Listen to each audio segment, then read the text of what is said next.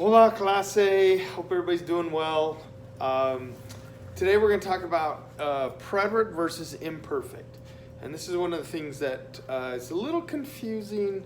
So hopefully just follow the parameters I give you here and you'll be good. Okay, so preterite and imperfect are two simple past tenses in Spanish. We only have one in English, and so that's why it gets a little confusing, because when do you use one and when do you use the other? So here's the basic rules, okay? So for the preterite, we use the preterite when we know the action, whatever it is that we're saying happened in the past, began and ended. Okay? So the war started in 1846. That would be preterite because it began. We know exactly when it began. Okay? Usually, too, for preterite, we use preterite to talk about things that happened once. All right? Also, for an action that began and ended, you'd say something like, last Saturday, I went to the movies. Okay, we know when last Saturday was. It's not ambiguous, and that's kind of what we use the imperfect for. Okay, so and a lot of times this is when with preterite, this is when this action happened one time. For the imperfect,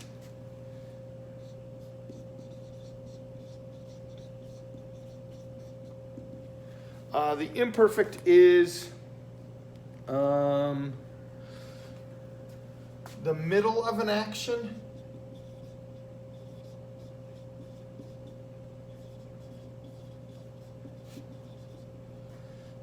So we don't really say when it began or ended.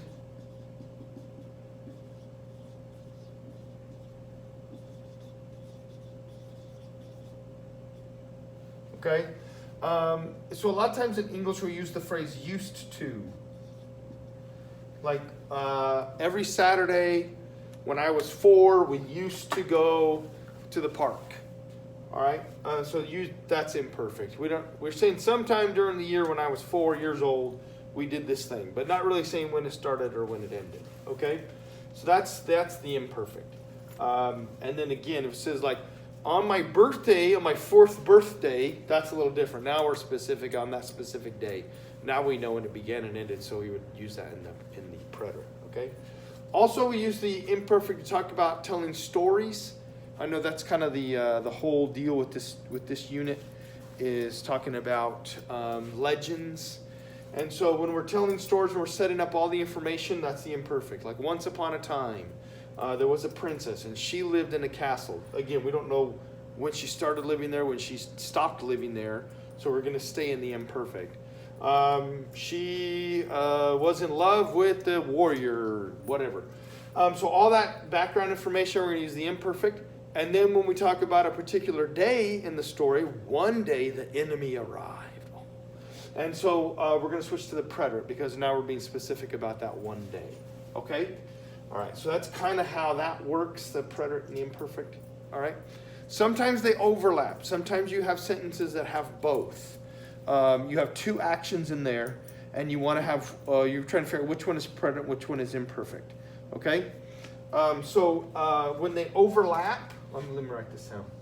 So overlap, when our actions overlap, kind of we have two actions in a sentence. For example, I was watching television when the phone rang.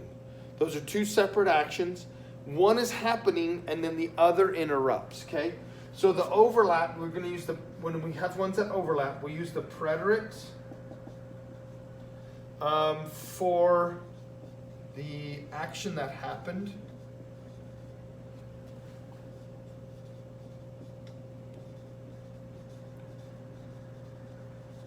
Okay? And let's have the color. And we use the imperfect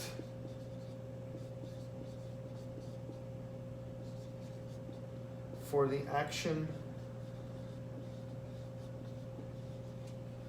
that was happening.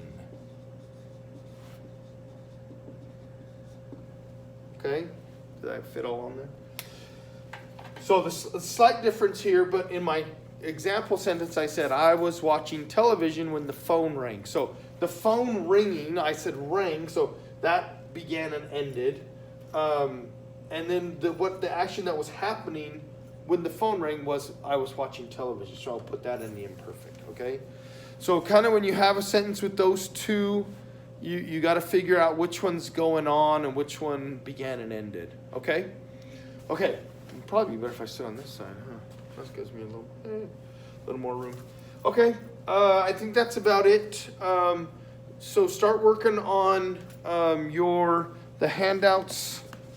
What page numbers are those? That would be 154 and 155. That's your preterite and imperfect. Okay. So I'll send out a picture of the notes along with this video. And then you can get started on those, and then I'll send out the answers probably tomorrow. Okay. Talk to you later. Miss you.